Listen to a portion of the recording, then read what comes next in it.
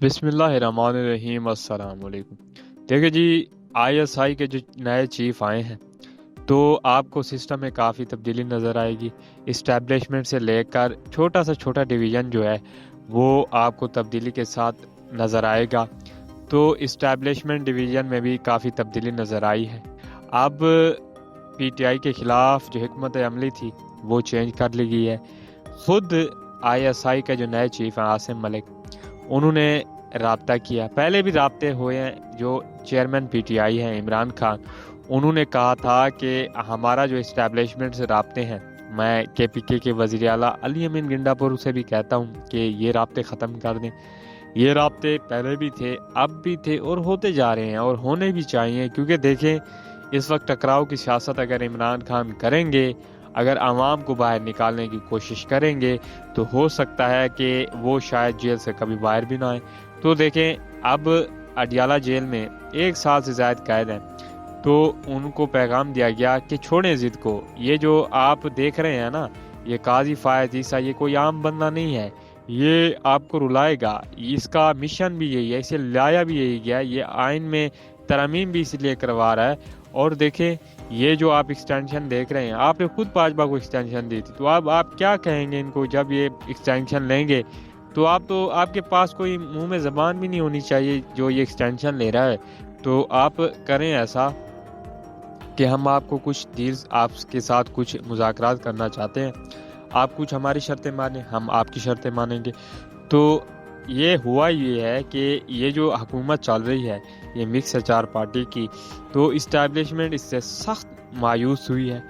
उन्होंने अपनी जो काबीना है, उनकी जो अपनी एक काबीना बैठती है इस्टेब्लिशमेंट की, उन्होंने फैसला किया है कि ये जो हुकूमत है ये नालायक है।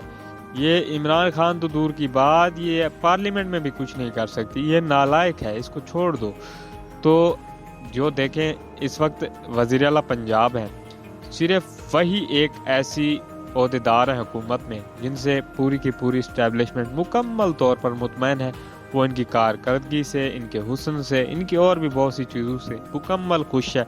और वो सिर्फ मरियम नवाज़ को ही नहीं हटाना चाहते, बस बाकी सबको, शहबाज शरीफ को तो वो जूते मार कर निकालना चाहते हैं। आप आगे देखें कि देखें जी, इंडिया में देखें इंडिया वालों ने किया क्या है। यूएनओ में हुआ ये है कि इंडिया ने इनका खूब मजाक उड़ाया। उन्होंने कहा है तुमने मांगनी तो भीख थी, हमसे क्यों लड़ रहे हो? जब तुमने मांगनी भीख थी तो क्यों लड़ते? वो आईएमएफ के बजाय हमारे पास आ जाते, हम तुम्हें इतना भीख दे देते। लेकिन तुमने बहुत आगे तुम जा चुके हो। जो तुम्हारी सरहदी दहशत गर्दी है ये आगे जा चुकी है। और भी बहुत कुछ कहा जो नहीं कहा जा सकता, लेकिन इमरान खान ने वाज़ेह कहा है। इमरान खान का यही उनका दो टोक ऐलान है कि मैं जो इस्टेब्लिशमेंट से चाहता हूँ वो इस्टेब्लिशमेंट का सियासत से अलग होना है, और मुझे इनका हशर नशर करने दो। इनका जो ये सियासी टोला बैठा है, नवाज़ शरीफ हो गया, जरदारी हो गया, ये कैंसर हैं, मुझे इनका इलाज करने दो। तुम एक साइड पर हो जाओ, मैं इनको देखता हूँ कि ये कैसे खाना ख़राबा करता है मुल्क का। मैं इनको सही करूँगा, मैं इनको फ़िट करूँगा, मैं इन पर आर्टिकल 6 लगाऊँगा। मैं काजी फायज़ ईसा को भी नहीं छोड़ूंगा, और जितने भी ये करप्ट लोग हैं मैं इनको नहीं छोड़ूंगा।